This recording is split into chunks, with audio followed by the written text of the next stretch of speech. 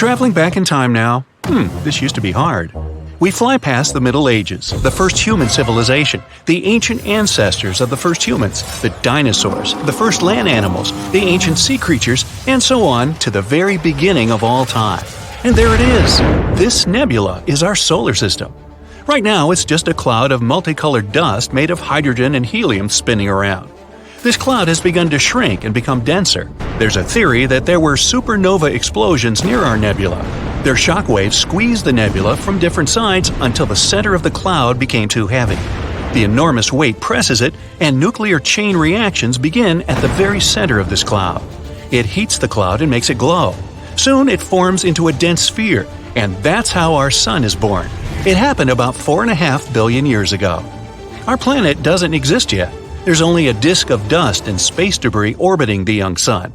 These pieces of debris are fusing gradually and getting heavier and heavier. Let's look at the very center of this pile of asteroids. The total weight of the debris compresses the central region so much that a dense metallic core is forming there. The enormous pressure heats the core, and the temperature at the center of the young Earth reaches nearly 10,800 degrees. And there's a liquid core around the solid one. It creates the magnetic field of our planet. Now, when radiation from the sun and the solar wind reaches Earth, it smashes into a shield in the form of our magnetic field. So far, our planet is burning and looks more like a ball of lava. But it begins to cool down, forming a solid crust. At this point, another protoplanet appears on the horizon. It looks more like an asteroid, the size of Mars. And this massive piece of debris flies towards us. It hits the young Earth at such an angle that it knocks a part of our planet outward. The debris itself breaks into several pieces and stops in our orbit. After a while, all of this debris comes together to form the Moon. As a result of this collision, the Earth began rotating too fast. A day now lasts about 5 hours instead of the usual 24. But the Moon is heavy enough to slow our planet's rotation with gravity. Now, the Earth doesn't look like a hospitable place. The gravitational forces of the Moon are penetrating deep into the Earth and causing more volcanic activity. Also, meteorites are constantly falling here, causing frequent explosions on the surface. Ow! The gas that comes out of the volcanoes forms our atmosphere. The ice that was brought to our planet on meteorites evaporates. The vapor rises and turns into rain. This rainwater falls to the surface, cooling the hot lava and forming the first lakes and rivers. For several 100 million more years, Earth resembles the surface of Venus. It's a lifeless place with a bunch of volcanoes, acid rains, and no oxygen to breathe. The sun wasn't as bright as it is now. Plus, the sun's rays could barely pass through tons of volcanic dust in the atmosphere. But about 3.5 billion years ago, the first life appears here in the form of single-celled organisms that didn't need oxygen. They appeared in the shallow, warm parts of the ocean near the shore. These bacteria reigned on Earth for nearly 2 billion years throughout the Archean eon. They left stromatolites. These are stone pillars at the bottom of shallow, warm water. They're the product of simple organisms and bacteria. These bacteria evolved until they learned photosynthesis. Bacteria began to produce oxygen by absorbing the energy of sunlight. At first, this oxygen was spent on oxidizing rocks, but then excess oxygen began to fill the atmosphere. Plus, at this time, the first algae appeared, which also produced oxygen. This event is called the Great Oxidation event, good name, which caused almost all living organisms to disappear from the face of the Earth. For simple organisms, oxygen was toxic, and the remains of bacteria and microorganisms sank to the bottom of the ocean. Many millions of years later, these remains will be recycled, and under the tremendous pressure of water and the Earth's crust, they will turn into oil. The Archean eon ended with this catastrophe about 2.5 billion years ago. At the same time, continents were forming on Earth, which would later drift through the world's oceans like puzzles and form a supercontinent. But for now, methane and carbon dioxide still make up most of the atmosphere. They cause the greenhouse effect and the rising temperatures on Earth. But the emergence of oxygen stops the greenhouse effect, and the temperature on our planet drops. An ice age, the so-called Huronian glaciation, which lasted from 2.4 to 2.1 billion years ago, begins. Scientists speculate that our planet was almost completely covered in ice at that time, even on the hot equator. A huge change when you consider that 2 billion years ago, our planet was like a ball and lava, but now it's like a block of ice. Earth, during the Huronian glaciation, was more like Jupiter's satellite Europa. There, too, is a thick crust of ice, under which there's a liquid ocean heated by the core. The evolution of the Sun saved our planet. Since its birth 4.5 billion years ago, it's been getting bigger and hotter. So, after 300 million years of an ice age, the Earth began to warm up. But almost all life there had been wiped out, and evolution has to start all over again. About 1 billion years ago, all of the continents of our planet were assembled into one hypothesized supercontinent, Rodinia, and all the oceans made up one colossal ocean of Miravia. 750 million years ago, that continent broke apart and huge chunks of land began drifting across the planet. Complex plants and multicellular organisms appeared just at this time. Algae, sponges, and fungi weren't the only inhabitants of the ocean. This is Sprigina. They're a kind of worms the size of a human finger. We have remains of these animals that are at least about 550 million years old. 541 million years ago, the Phanerozoic Eon began. The main event at that time is the Cambrian explosion. Life began to blossom on Earth, and a great variety of living organisms appeared. Mollusks and echinoderms like starfish and sea urchins appeared. Living organisms evolved, having not only an internal but also an external skeleton, like trilobites. Some of these things could reach nearly 3 feet in length. Their protective shells suggest that there were predators in the ocean. A food chain started forming at that time. At the same moment, the drifting continents fused again. This supercontinent has a different shape and is called Pannotia. Later, these continents drifted apart again and began to collide with each other. This led to the formation of mountain ranges. Then the continents met for the last time and formed the giant supercontinent Pangaea about 335 million years ago. Here we can already see the outline of the modern continents of Africa, North and South America, Australia, and Eurasia. One of the largest sea creatures ever, the Dunkleosaurus, appeared. Some individuals could be as long as a school bus and weigh as much as a large SUV. The land had a hot and humid climate. It encouraged ferns and other plants to grow faster. Some of them could reach the height of a 3-story building. And for the first time in Earth's history, some animals leave the ocean and go on lands, such as L. generpeton and Ichthyostega. Anyway, at first, they live only on the coast because their skin wasn't adapted to the constant sunlight. In addition, they experience breathing problems. The first animals on land had both gills and lungs, but the lungs were underdeveloped, so they had to return to the water. Millions of years later, these animals evolved into more advanced amphibians. Though they were no bigger than ordinary lizards, they could already live fully on land. But this blossoming of life ended in a new ice age. Glaciers from the poles slowly crept toward the equator. Animals weren't prepared for this, and most of them didn't survive this extinction event. But 290 million years ago, evolution retook hold and more evolved land animals began to appear. Gradually, they increased in size, multiplied, and gave birth to a new species like Scutosaurus and Gorgonopsis. But this period didn't last long either. Only 40 million years later, as a result of unknown events, 95% of all living organisms on Earth ceased to exist. It could have been caused by a giant meteorite or by increased volcanic activity. Also, one hypothesis says it could have been the release of methane from the bottom of the ocean. The Mesozoic era began after this extinction. This is where the dinosaurs, as we know them, appeared and started a new page in Earth's history. 66 million years ago, I wasn't around then, a huge asteroid hit the Earth and triggered the mass extinction of almost all living creatures on the planet, including dinosaurs. Had the space object crashed somewhere else, some dinosaurs would have been able to survive and still live nowadays. According to some research, the asteroid had about 1 in 10 chances of wiping out the dinosaurs and other animals of that time. It was way more likely to just hit the ground without any strong destructive consequences. To understand how things could have turned out if the place of the collision had occurred elsewhere, we need to find out what happened that day and why the disaster turned out to be so devastating. This huge space rock fell into the coastal area of the Yucatan Peninsula in Mexico. This caused a chain reaction that triggered natural disasters around the world. The place the asteroid hit is called Chicxulub Crater. Now half of this area is underwater. The asteroid was about 7.5 miles in diameter and moving at a speed of 27,000 miles per hour. This rock, bigger than Everest, was rushing toward Earth faster than the speed of sound by almost 40 times. Wow. The energy released in the collision was as powerful as an explosion of about 10 billion atomic bombs, and the destructive force of the blast wave was just one of several disasters.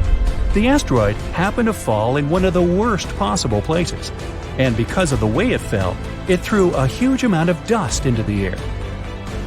Imagine you're jumping into the water like a professional athlete vertically, leaving hardly any splashes behind. And now think of how much water splashes when you jump into the pool like a cannonball. So the asteroid landed the cannonball way. The second disaster the asteroid provoked was soot burning. A small part of the Earth's surface consists of rocks. Only a tiny percentage of that part was rich in oil and sulfur back then. The asteroid burned and lifted so much soot into the air that it would be enough to fill an indoor baseball stadium. According to research, 65 million years ago, only 13% of the surface of the entire planet could have contained the necessary amount of organic material for the formation of such a volume of soot. That's why this place was considered the worst. If the catastrophe had happened on the territory of the other 87%, then dinosaurs would have been alive today. A huge cloud of soot and carbon dioxide rose into the air and covered the sun. The soot turned the sky gray and partially blocked sunlight. This led to a quick drop in temperatures almost all over the planet. It seemed like Earth was inside a gray veil. Many plants and animals couldn't survive the cold snap. Trees began to wither because of the lack of sun. The photosynthesis process was disrupted. The cold and withering of trees led to another catastrophe: global famine. Herbivores couldn't survive because they lost almost all of their food. Plants, flowers, and trees didn't manage to get through the catastrophe. These destructions spread far beyond the asteroid impact site. Hot dust particles, asteroid chunks, and small pieces of rocks settled to the ground across the continent and caused large-scale forest fires. Burning trees threw even more soot into the air, which made the situation even worse. The huge asteroid brought heavy metals with an increased level of toxicity from space. The melting of these substances during the collision provoked firestorms. The asteroid didn't only hit continental land but also water, which triggered a huge tsunami. But that's not the worst part. The seabed was filled with sulfate, and when the energy of the asteroid burned it, it provoked the release of sulfuric acid into the atmosphere. The acid cloud mixed with a cloud of soot and began to spread throughout the sky. Hot rock particles were falling to the ground like fire rain. An acid rain started because of sulfur. It lasted for almost several days and left no chance for the animals to survive. Acid rain made the water in rivers, lakes, and seas poison. The acid destroyed anything that couldn't burn. A part of the clouds went to wreck the land, and the other part, the ocean. This made the situation even worse, as sulfur droplets wiped out a huge amount of seaweed and phytoplankton. The ocean generates almost half of all oxygen reserves on our planet. Those days, the sea creatures living in its upper parts were destroyed. It wasn't the blast wave, but lack of sun, acid, darkness, and cold that became the main reasons for the extinction of dinosaurs. But even when some lizards escaped from fires and sulfur, they met the sea element. The asteroid impact caused large-scale tsunamis across the planet. The very first wave was around 1 mile in height. That's almost 3 times higher than the Empire State Building. Billions of gallons of water were moving at 90 miles per hour. A wave this strong could easily destroy half of New York today. The meteorite created a series of waves 52 feet high. Massive walls of water the size of 5-story buildings collapsed on the shore and demolished everything in their path. Lack of sunlight, temperature drop, acid and fire rains, reduced oxygen production, forest fires, giant tsunamis, and the explosive wave with the power of 1 billion atomic bombs. All this reduced the biological diversity of Earth by 75%. Yeah, that'll change your climate for sure.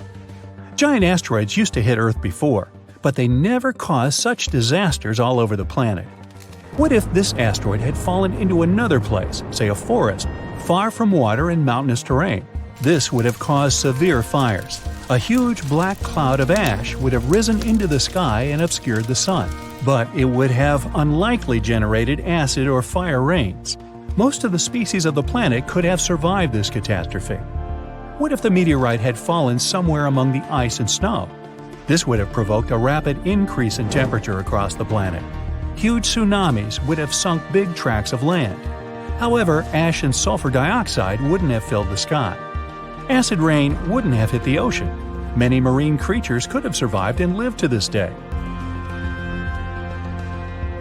And dinosaurs, far from the oceans, wouldn't have noticed the meteorite fall at all.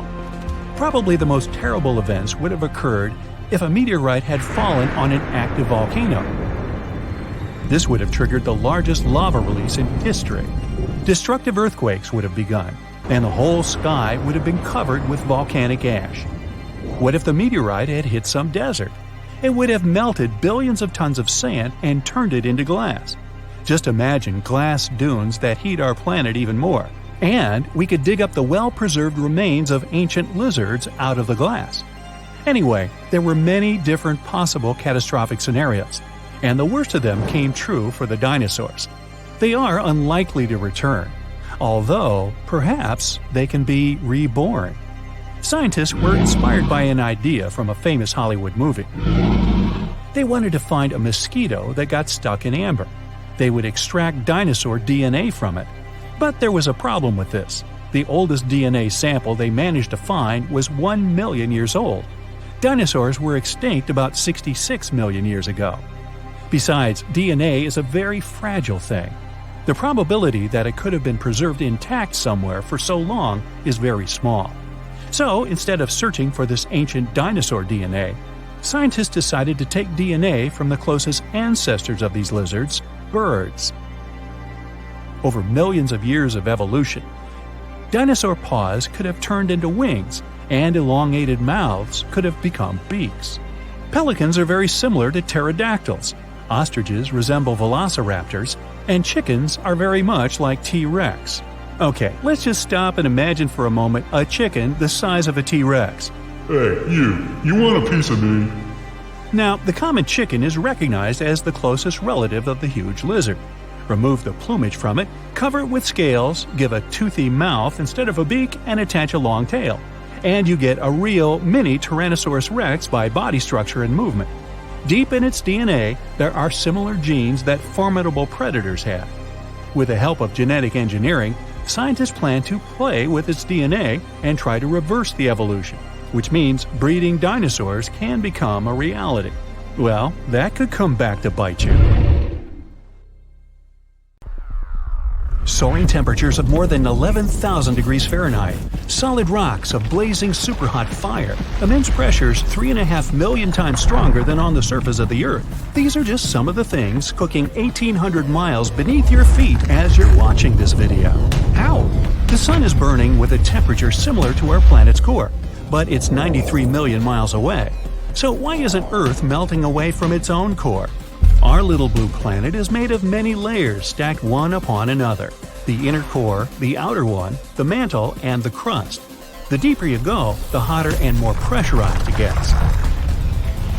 Plate tectonics are layers of the mantle and crust piggyback riding, forever moving and just having a good time. Scientists discovered there are 9 plates in total in different parts of the world. When these plates move and grind on each other, earthquakes occur.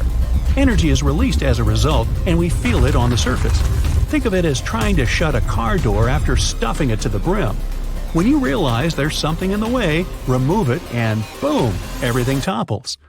Billions of years ago, our lands were all interlocked in what was called Pangea. But slowly, and I mean slowly, over the years, the continents drifted apart into what we have right now. The Earth was also cooler on the inside, but it slowly started generating more heat in the core. Earthquakes are measured with intensity and magnitude. We see how far the effects of an earthquake reach through magnitude, and the intensity is the measure of its power. Over at the mantle, the cooler rocks begin sinking, and hot material from the core rises up.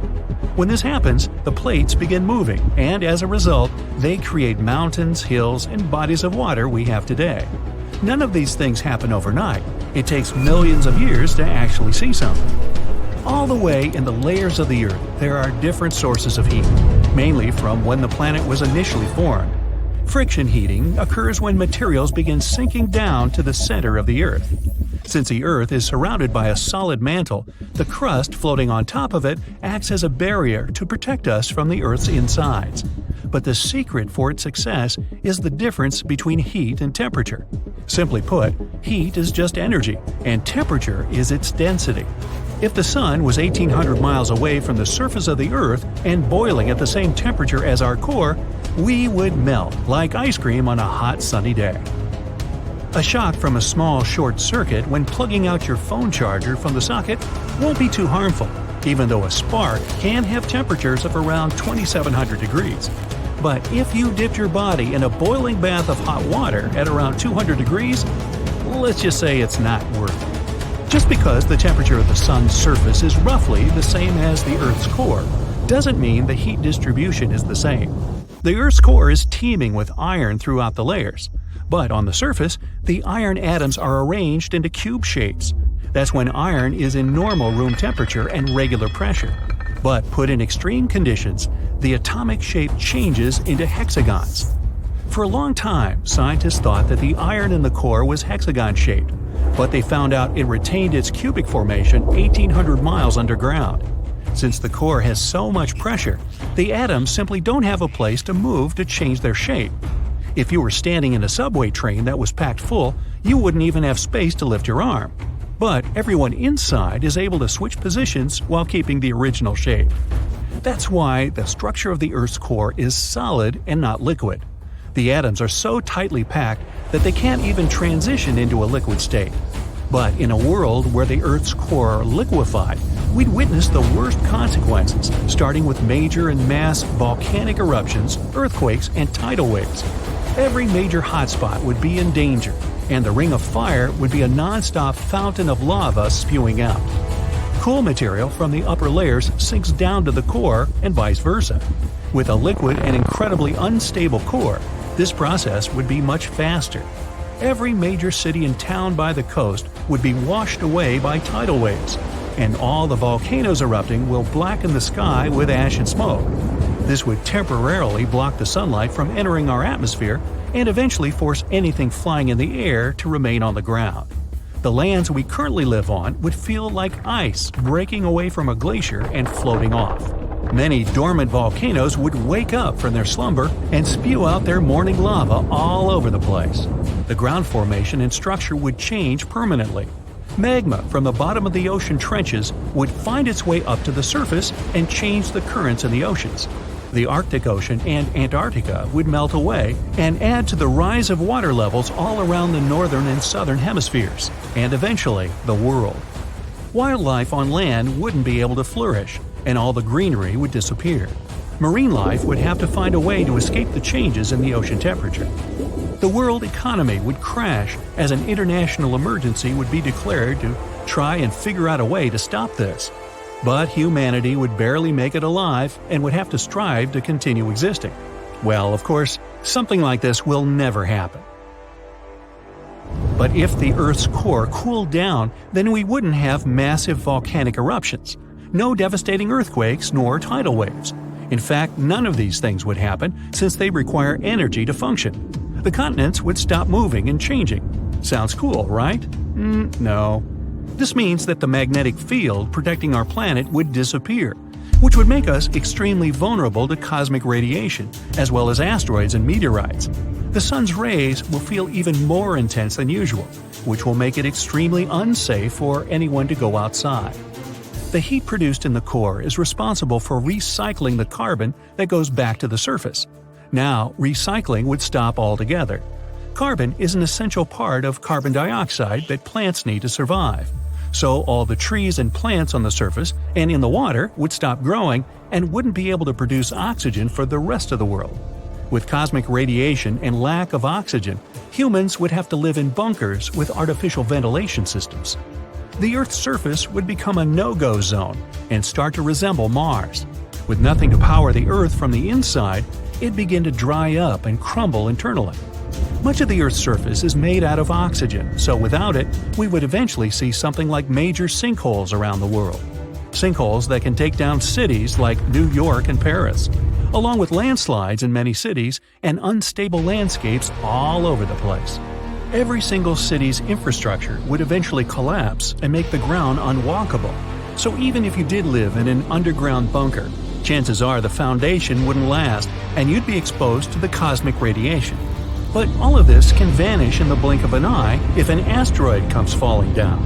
Whether it's tiny or colossal, we would be seeing more of those than actual rain. Without a magnetic field, the Earth can't block any foreign object that flies through our atmosphere. If an asteroid the size of Rhode Island came falling down, the damage would be much more than with the Earth's core hot and running. With the ground as fragile as potato chips, the ripple effect would be much wider and cause more indirect destruction around us. The Earth would eventually collapse in on itself and break into pieces until it's lost its own gravitational energy. It'd end up being a bunch of rocks and pebbles floating around in the emptiness of space. But nothing like that will happen either. We're living fine with our solid hot Earth core. As long as it's doing okay, then we can keep on doing our thing.